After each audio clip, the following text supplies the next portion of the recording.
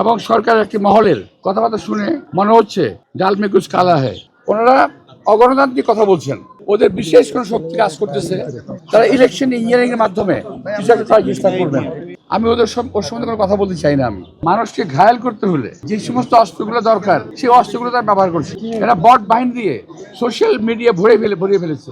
জাতির জন্য এরা কখনোই উপকারী কোনো দল নয়। ভাই আমি তো এলাকায় থাকি, আমার যেটা প্রয়োজন ওদেরও প্রয়োজন। বিষয়টা এক্সপিরিয়েন্স এবং যোগ্যতার। আমি খুব যোগ্য বলবো না, আমার যোগ্য বা অযোগ্য বিবেচনার দায়িত্ব হলো এলাকাবাসীর। আর আমার এই এলাকায় আগে রেকর্ড আছে আমার কাজ করার, উন্নয়নের, এবং এলাকার জনগণের সঙ্গে আমি ভালো মন্দ মিশেছিলাম সব সময়।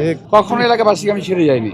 এমনকি আমি যখন মন্ত্রী ছিলাম তখনও মন্ত্রী পাড়ায় আমি যাইনি, এলাকার সঙ্গে ছিলাম। এটা কিন্তু আমার একেবারেই আমার নেহায়েত নিজস্ব এলাকা, একেবারেই এখানেই এলাকা আমি জন্ম আমার এখানে। সুতরাং আমি আশা করবো যে আমার এলাকার জনগণ আমার জন্য দোয়া করবেন এবং তারা যেভাবে 91, 96, 2001 সালে আমাকে ভালোবেসে ভোট দিয়েছিলেন, আজকে তারাই আবারও আমার বিগত দিনের এবং আমার দলের কার্যক্রমের দিকে খেয়াল রেখে আমাকে তারা আবারও ভোট দিয়ে জয়যুক্ত করবেন আমি আশা করি। তার নিজস্ব এবং ব্যক্তিগত ব্যাপার, এটা আমার কোনো কথা বলার নাই এখানে।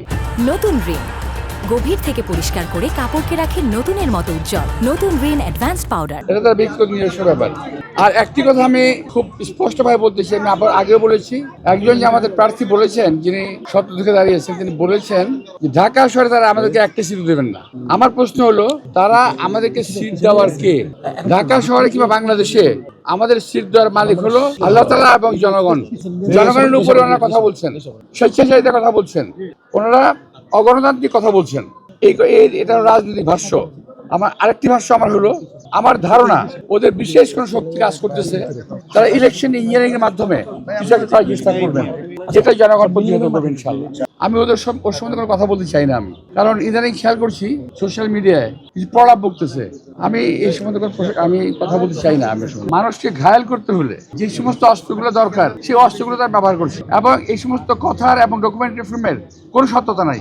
এবং এরা আর্টিফিশিয়াল ইন্টেলিজেন্স দিয়ে অনেক কিছু তৈরি করছে। এরা বট বাহিনী দিয়ে সোশ্যাল মিডিয়া ভরিয়ে ফেলেছে।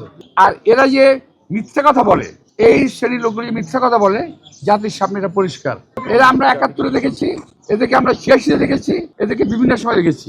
জাতির জন্য এরা কখনোই উপকারী কোনো দল নয়। আমি তো আশা করব নির্বাচন সুষ্ঠু এবং গ্রহণযোগ্য হওয়ার, কিন্তু কিছু লোকের অন্য দলের কার্যক্রম কথাবার্তা শুনে এবং সরকার একটি মহলের কথাবার্তা শুনে মনে হচ্ছে there is something wrong, ডাল মে কুছ কালা হ্যায়। বাংলাদেশের জনগণ সকল সময় সচেতন, প্রতিবাদী, প্রতিরোধী, এটা মাথায় রাখতে হবে।